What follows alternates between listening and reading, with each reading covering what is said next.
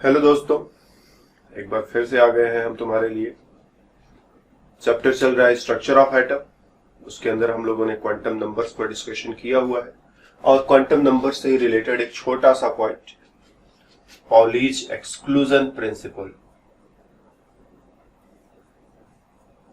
Pauli's exclusion principle आज के class में इस टॉपिक को हम लोगों को समझना है। तो चलो हम कोई एक एटम चुन लेते हैं। कोई भी एक एटम चुन लो, तुम्हारी मर्जी। चलो जब एटम ही चुनना है तो बढ़िया एटम चुनते हैं, सीधा गोल्ड का एटम चुनते हैं हम लोग। अब इस एटम के अंदर चले जाओ और कोई भी 2 इलेक्ट्रॉन चुन लो और उनका कुछ अपनी तरफ से नाम रख दो। हमने कह दिया चलो एक इलेक्ट्रॉन हमने चुन लिया और उस इलेक्ट्रॉन का नाम रख दिया इलेक्ट्रॉन ए, और एक और इलेक्ट्रॉन चुन लिया उसी एटम के अंदर और उसका नाम रख दिया इलेक्ट्रॉन बी। हम जानते हैं किसी भी इलेक्ट्रॉन का पता बताना है तो मेरे को एक तरीका यह भी हो सकता है कि हम लोग 4 क्वांटम नंबर्स की मदद से इलेक्ट्रॉन का पता बता दें। चलो कर देते हैं। यहां पर n का वैल्यू हमने रख दिया 5, l का वैल्यू रख दिया हमने 2, m का value principal quantum number 5, azimuthal quantum number 2, magnetic quantum number चलो कह दिया +1 और स्पिन क्वांटम नंबर +1/2। हम लोग जानते हैं ये वैल्यूज जो है वैलिड है। कभी कभी तुम अनसेंट वैल्यूज लिख दोगे जो वैलिड ही नहीं रहेंगे तो गलत हो गया, हमको वो नहीं करना है। n बराबर 5 हो सकता है और जब n का वैल्यू 5 है तो l का वैल्यू 0 से 4 के बीच में होता है, तो वो भी हमने सही सही लिया हुआ है। इसका वैल्यू 2 है तो इसका वैल्यू +2 से -2 के बीच में कुछ भी हो सकता है, वो भी ठीक है। स्पिन क्वांटम नंबर का वैल्यू +1/2 या -1/2 ले सकते हैं, तो वो भी हमने सही सही चुना है। तो एक इलेक्ट्रॉन है जिसका पता कुछ ऐसा है कि तुम यहां चले जाओ तो इलेक्ट्रॉन तुम्हें मिलेगा। अब हम कह रहे हैं दूसरा इलेक्ट्रॉन बी है, इसका पता भी बिल्कुल वही है, ये भी उसी जगह मिलेगा। n बराबर 5, l बराबर 2, m बराबर +1 और s बराबर +1/2। हमने इस इलेक्ट्रॉन के लिए चारों क्वांटम नंबर्स का एक सेट लिखा, इस इलेक्ट्रॉन के लिए भी चारों क्वांटम नंबर्स का सेट लिखा और दोनों को आइडेंटिकल रखा है। जो यहां है एग्जैक्टली वही यहां है। पॉलीज एक्सक्लूजन प्रिंसिपल कहता है इट्स नॉट पॉसिबल, ये नहीं हो सकता कि किसी भी एटम के अंदर 2 इलेक्ट्रॉनों के लिए अगर हम चारों क्वांटम नंबर्स के सेट को चेक करें तो प्रत्येक क्वांटम नंबर का वैल्यू मैच कर जाए। प्रिंसिपल क्वांटम नंबर भी मैचिंग, एजीमुथल भी मैचिंग, मैग्नेटिक भी मैचिंग और स्पिन भी मैचिंग हो ही नहीं सकता। एटलीस्ट किसी न किसी एक क्वांटम नंबर के वैल्यू में तो अंतर होना चाहिए। 2 में अंतर हो जाए और अच्छी बात है, 3 में अंतर हो जाए और भी अच्छी बात है, चारों अलग अलग हो जाए वो बिल्कुल अच्छी बात है, लेकिन चारों मैच कर जाए ये अच्छी बात नहीं है। तो हम लोगों को अच्छी बात करनी है बोले तो ये चारों को मैच नहीं कराना है, कहीं ना कहीं कोई ना कोई एक डिफरेंस होना चाहिए। तो चलो एक बार देखते हैं इसमें गलती क्या हो गई। तो n बराबर 5 मतलब हम 5वें सेल के अंदर है और फिर 5वें सेल के अंदर क्या होता है, S, P, D, F और G 5 सब सेल्स होते हैं। L बराबर 2 है, हम जानते हैं S के लिए 0, P के लिए 1, T के लिए 2, F के लिए 3, G के लिए 4। ये एजीमुथल क्वांटम नंबर्स के वैल्यूज है। तो 2 है यहां पर, मतलब ये हमारा इलेक्ट्रॉन इधर है, 5वें सेल के D सब सेल के अंदर अपना इलेक्ट्रॉन रह रहा है। फिर जब तुम D के भी अंदर जाओगे तो D में क्या होता है तुम जानते हो, D के अंदर जो है 5 ऑर्बिटल्स होते हैं, 1, 2, 3, 4 और 5 ऑर्बिटल्स। और इन 5 ऑर्बिटल्स के लिए 5 क्वांटम नंबर्स हैं। इस 2 को जो है तुम +2 से लेकर के -2 तक लिख दो, +2, +1, 0, -1, -2। तो 5 वैल्यूज 5 ऑर्बिटल्स। कोई जरूरी नहीं कि इसी क्रम में लिखा जाए, हम +2 यहां न लिख करके यहां भी लिख सकते थे या यहां भी लिख सकते थे, तो कोई दूसरा वैल्यू यहां पर आ जाता। तो किसी भी क्रम में लिख सकते हैं, कोई फर्क नहीं पड़ता, लेकिन वैल्यूज यही 5 रहेंगे। तो हमको बात को आगे बढ़ाने के लिए क्रम को पहले एक बार फिक्स करना पड़ेगा किसी न किसी तरह से। तो चलो हमने कह दिया क्रम ऐसे ही फिक्स्ड है, यही अरेंजमेंट है। तो 5 ऑर्बिटल्स है, तुम्हारा इलेक्ट्रॉन किसमें है, इसमें है कि इसमें है कि इसमें है, इसमें है या इसमें है। तो m बराबर +1। तो ये जो m का वैल्यू है, l का वैल्यू इधर हम लोगों ने देख लिया 0 से लेके 4 तक, 2 था तो हमने कह दिया D सब सेल है। फिर m के वैल्यूज हम लोग देख रहे हैं, 5 वैल्यूज पॉसिबल है, यहाँ 2 है तो +2 से -2 5 वैल्यूज, और अपने इलेक्ट्रॉन के लिए m का वैल्यू है +1, तो हम बोलेंगे अपना इलेक्ट्रॉन बिल्कुल इसी के अंदर रहता है। अब इससे मेरे को कोई मतलब नहीं, इससे कोई मतलब नहीं, अपना इलेक्ट्रॉन इसी में रहता है। +1/2 स्पिन क्वांटम नंबर +1/2 मतलब इलेक्ट्रॉन जो है बिल्कुल सीधा खड़ा है, क्लॉकवाइज स्पिन। और यही चीज अगर हम दूसरे वाले इलेक्ट्रॉन के लिए सोचे तो इसमें भी वही वैल्यूज है। तो दूसरा वाला इलेक्ट्रॉन जब हम बनाने जाएंगे तो हम कहेंगे ये लो भाई दूसरा इलेक्ट्रॉन भी एक बगल में और ला दो, वो भी रख दो इसी जगह, क्या जाता है।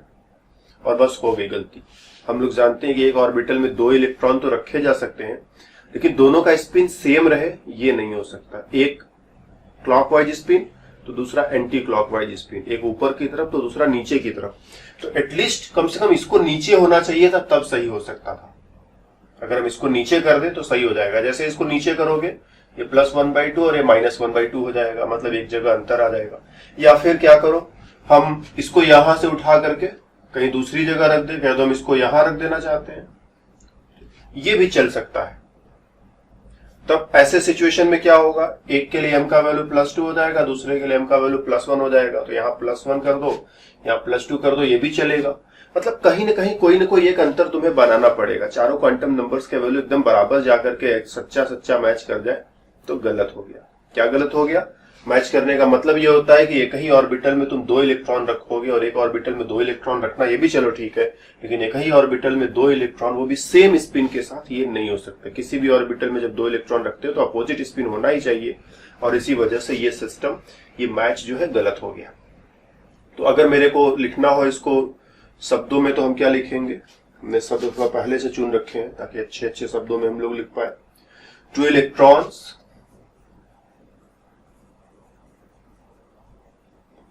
ऑफ एन एटम, किसी एटम के अंदर हम 2 इलेक्ट्रॉनों की बातें कर रहे हैं, can not have same set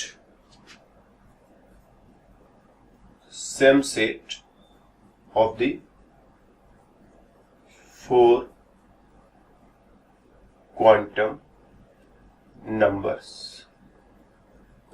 चारों क्वांटम नंबर्स का पूरा सेट ही दोनों में एकदम मैच कर जाए, कैन नॉट बी, नहीं हो पाएगा। कैन नॉट हैव, नहीं रख सकते हैं same set of 4 quantum numbers, चारों क्वांटम नंबर्स के सेम सेट नहीं रख सकते हैं वो।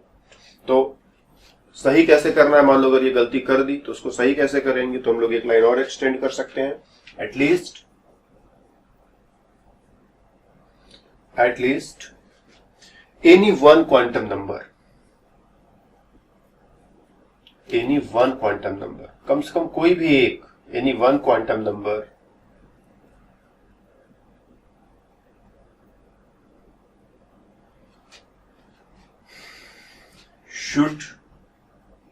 मस्ट हैव, मतलब होना ही होना चाहिए, must have different values for the 2 electrons. हम उन्हीं दोनों इलेक्ट्रॉनों की बात कर रहे हैं, ऊपर वाले दोनों इलेक्ट्रॉनों की।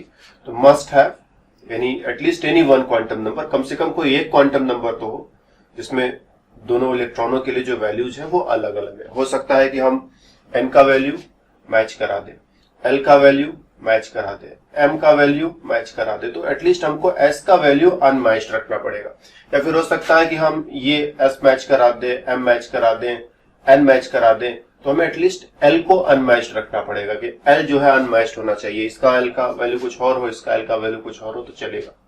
चारों अनमैच्ड रहे वो भी चलेगा, लेकिन चारों मैच कर जाए ये नहीं हो सकता। तो सो वेरी सिंपल रूल कि किसी एटम के अंदर 2 इलेक्ट्रॉनों के लिए चारों क्वांटम संख्याओं का जो वैल्यू है, चारों क्वांटम संख्याओं का जो मान है वो एक जैसा बिल्कुल नहीं हो सकता। दोनों के मतलब दोनों इलेक्ट्रॉनों के लिए अगर हम चारों क्वांटम नंबर्स लिखते हैं तो कहीं ना कहीं किसी न किसी एक क्वांटम नंबर के लिए वैल्यूज अलग अलग होने ही चाहिए। एक से ज्यादा जगहों पर भी अंतर मिल सकता है। हो सकता है कि n का वैल्यू कॉमन है, s का वैल्यू कॉमन है और m और l का वैल्यू जो है वो कॉमन नहीं है, ये भी चलेगा, इट्स गुड। लेकिन चारों मैच कर जाएं वो सही नहीं है। और इसका बहुत ही अच्छा एप्लीकेशन है, बहुत ही अच्छा एप्लीकेशन है। क्या एप्लीकेशन है? हम लोग जानते हैं कि अगर मेरे पास कोई ऑर्बिटल है तो ऑर्बिटल में तुम मैक्सिमम कितना इलेक्ट्रॉन रख सकते हो? तो मैक्सिमम 2 इलेक्ट्रॉन्स रख सकते हो। अगर मेरे पास सब सेल है, जैसे सब सेल में हो गया अपने पास S हो गया, P हो गया, D हो गया, डी हो गया और एफ हो गया। एस में तुम ज्यादा से ज्यादा 2 इलेक्ट्रॉन रख सकते हो, यही करते हो ना, ऐसा ऑर्बिटल बनाते हो, इसमें 2 इलेक्ट्रॉन रखते हो। पी में तुम ज्यादा से ज्यादा, इसको दूर दूर लिखते हैं ना, पी में तुम ज्यादा से ज्यादा बहुत उछल कूद करोगे तो 6 इलेक्ट्रॉनों को रख सकते हो, 1 2 3 4 5 6। इसी तरह से डी की अगर हम बात करें तो 10 इलेक्ट्रॉन रखे जा सकते हैं, एफ की बात करें तो 14 इलेक्ट्रॉन रखे जा सकते हैं। ये सारी चीजें हम लोग ये पॉलिज एक्सक्लूजन प्रिंसिपल की मदद से प्रूव कर सकते हैं। कैसे प्रूव करेंगे अभी हम लोग देखते हैं। अगर हमारे पास कोई सेल हो तो सेल में टोटल जो है 2n स्क्वायर इलेक्ट्रॉन रखे जा सकते हैं मैक्सिमम। इस चीज को भी हम पॉलिज एक्सक्लूजन प्रिंसिपल की मदद से प्रूव कर सकते हैं कि किसी ऑर्बिटल में ज्यादा से ज्यादा 2 इलेक्ट्रॉन। सेल में sp-df अगर बात करें तो s में 2, p में 6, d में 10 और f में 14 इलेक्ट्रॉन से ज्यादा नहीं रख सकते। किसी सेल के अंदर देखें तो 2n स्क्वायर से ज्यादा इलेक्ट्रॉन रखना पॉसिबल नहीं है। इस चीज को मेरे को प्रूव करना है। तो चलो हम लोग शुरुआत यहां से करते हैं। कोई एक इंटरमीडिएट केस लेते हैं, न बहुत डिफिकल्ट न बहुत आसान, ऐसा केस जिससे हम अपनी बात जो है कह ले जाए।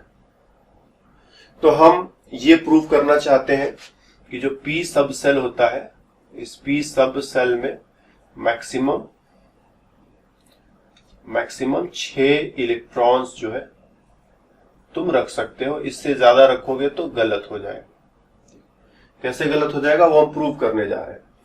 चलो p सब सेल है तो हम लोग जानते हैं 1s होता है, 1s होता है, फिर 2s और 2p होता है, फिर 3s और 3p और 3d होता है, फिर 4s और 4p और 4d और 4f होता है। इसी तरह से स्कीम चलता है। तो चलो कोई भी एक p को पकड़ लो, इसको पकड़ लो, इसको पकड़ लो, इसको पकड़ लो, किसी भी एक को पकड़ लो, हम उसी में प्रूव कर देंगे। तो सपोज हमने 3p को पकड़ लिया, हम 3p के अंदर चेक करना चाहते हैं 6 इलेक्ट्रॉन से ज्यादा रख सकते हैं क्या। तो 3p n बराबर 3, l बराबर 1, क्योंकि हम जानते हैं sp-df 0 1 2 3 यही l के वैल्यूज होते हैं। तो p के लिए 1 ले लिया। m मैग्नेटिक क्वांटम नंबर, इसका वैल्यू 1 है तो इसका वैल्यू +1 0 और -1, यही 3 वैल्यूज मिलेंगे। और स्पिन क्वांटम नंबर के वैल्यूज +1/2 एंड -1/2, राइट। अब हम क्या करें, इन वैल्यूज को इस्तेमाल करके जितने भी क्वांटम नंबर्स के पॉसिबल सेट्स हैं बना डालें। और बस ध्यान एक ही रखना है कि कोई भी 2 सेट सेम ना हो जाए। पॉलिज एक्सक्लूजन प्रिंसिपल इतना ही कहता है ना कि सभी सेट जो है अलग अलग होने चाहिए, कहीं भी रिपीटिशन नहीं होना चाहिए, चारों वैल्यूज रिपीट हो जाए ये नहीं हो सकता। तो हम लोग इनको इस्तेमाल करके देखते हैं कितने सेट बना पाते हैं। तो चलो हम लोग कह देते हैं, माना कि हम जो है 7 सेट्स बना पाते हैं। सेट जो है हम 7 सेट बना पाएंगे। Set number A B C D E F G, 7 sets हमने कुछ नाम लिख लिए। और n का वैल्यू सबके लिए हमें 3 ही लेना पड़ेगा, इसके अलावा और कोई वैल्यू है नहीं, तो हमने सबके लिए n का वैल्यू कर दिया 3 3 3 3 3 3 एंड 3। l का वैल्यू सबके लिए 1 लेना पड़ेगा, कोई और रास्ता है नहीं, वो हमने चुन लिया। m का वैल्यू +1 0 -1 कुछ भी ले सकते हैं, तीनों में से कुछ भी ले सकते हैं। तो चलो हम लोग कह देते हैं कि हमने यहां पर +1 रख लिया। तो जी हम -1 भी रख सकते थे, 0 भी रख सकते थे, तो अपने को कोई एक वैल्यू चुनना था तो हमने रख लिया +1। तो चलो +1 एक जगह और रख लिया और +1 एक जगह और रख लिया। देखते हैं क्या गलती होता है। अगर कुछ गलत होगा तो समझ में आएगा। सबके लिए +1 सोच सकते हो, कोई दिक्कत नहीं है। s का वैल्यू +1/2 और -1/2 चुन सकते हैं। तो s का वैल्यू जो है हमने कह दिया इसके लिए +1/2 ले लिया। ठीक, इसके लिए भी +1/2 ले लें, चलो क्या जाता है। किंतु देखो रिपीटिशन हो गया, मतलब गलत हो गया, तो मेरे को चेंज करना पड़ेगा। हमने कह दिया -1/2 ले ले तो बात बन जाएगा। इसके लिए क्या करें, या तो +1/2 लेंगे या तो -1/2 लेंगे। +1/2 लेंगे तो इससे मैच कर जाएगा, -1/2 लेंगे तो इससे मैच कर जाएगा, मतलब हम नहीं ले पाएंगे। तो हमको इस 1 को ही हटाना पड़ेगा कि अब ये +1 दोबारा लेने का कोई मतलब नहीं है। +1 के साथ एक बार +1/2 हो गया, एक बार -1/2 हो गया, अब आगे रिपीटिशन नहीं कर सकते हम। इसी तरह से -1 के साथ एक बार +1/2 और फिर -1 के साथ पर -1/2। ठीक, इन चारों में अंतर है, मतलब इन दोनों सेट्स के अंदर यहां पर अंतर देखने को मिल रहा है। इसी तरह से 0 के साथ एक बार +1/2 और 0 के साथ एक बार -1/2। तो ये 6 सेट्स बना पाए। 7वां सेट हम कुछ भी लिखे, अब रिपीट होना ही होना है, तुम कुछ भी कर लो। यहाँ क्या लोगे, यहाँ पर 0 लोगे, +1 लोगे, -1 लोगे, कहीं ना कहीं जाओगे इसमें रिपीट होगा ही होगा। यहाँ +1/2 या -1/2 लोगे, रिपीट होगा ही होगा। तो अब विदाउट रिपीटिशन 7वां सेट लिखना पॉसिबल है ही नहीं। तो बिना रिपीटिशन के तुम लिखो तो ज्यादा से ज्यादा 6 सेट लिख पाओगे, जो कि इस बात का सूचक है, इस बात का इंडिकेशन करता है 6 इलेक्ट्रॉन ही पॉसिबल है इस सब सेल के अंदर। इसी तरह से इसी आर्गुमेंट को तुम आगे बढ़ाते चले जाओ तो किसी भी सेल, किसी भी सब सेल, किसी भी ऑर्बिटल के लिए तुम ऐसे ही सेट्स लिखते चले जाओगे और प्रूव कर दोगे कि यहां पर इससे ज्यादा इलेक्ट्रॉन नहीं रखे जा सकते। तो किसी सेल में कितने इलेक्ट्रॉन रखे जा सकते हैं, 2n², वो प्रूव कर सकते हैं। किसी सब सेल में जैसे S में 2, P में 6, D में 10, F में 14 इलेक्ट्रॉन रख सकते हैं, वो भी प्रूव कर सकते हो। किसी ऑर्बिटल में ज्यादा से ज्यादा 2 इलेक्ट्रॉन रख सकते हो, ये भी हम लोग इसी तरह से प्रूव कर सकते हैं। तो एक हमने प्रूव किया, बाकी तुम धीरे धीरे समय के साथ साथ जैसे गहराई से और सीखते चले जाओगे, जैसे जैसे तुम्हारा एक्सपीरियंस थोड़ा ग्रो करेगा, एक ही बार में बहुत ज्यादा सिखा देने से ऐसा नहीं कि तुमको बहुत ज्यादा ढेर सारा खाना एक ही बार में खिला देंगे तो तुम एकदम स्वस्थ हो जाओगे, मोटे हो जाओगे, वो ना हो मर भी जाओ बहुत ज्यादा खाना खाने की वजह से। तो थोड़ा थोड़ा खाना धीरे धीरे हम लोग खाते रहते हैं तो उससे स्वास्थ्य मिलता है। पढ़ाई भी वैसे ही चलती है, समय के साथ थोड़ी थोड़ी चीजें हम लोग सीखते रहे, धीरे धीरे हमारा जो है माइंड मजबूत होता चला जाता है। और बहुत सारी चीजें जो तुम नहीं भी सीखते हो, माइंड अपने आप इमेजिन कर लेता है कि ये चीज ऐसे ऐसे था तो ये ऐसे ऐसे होगा, और ऐसे ही पढ़ाई होती भी है। तो हम लोग पॉलिज क्वांटम नंबर्स, पॉलिज एक्सक्लूजन प्रिंसिपल की मदद से ये सारी चीजें प्रूव कर सकते हैं, और हमने एक प्रूव करके दिखाया। बाकी समय के साथ धीरे धीरे तुम अपने आप समझ जाओगे और सीख लोगे।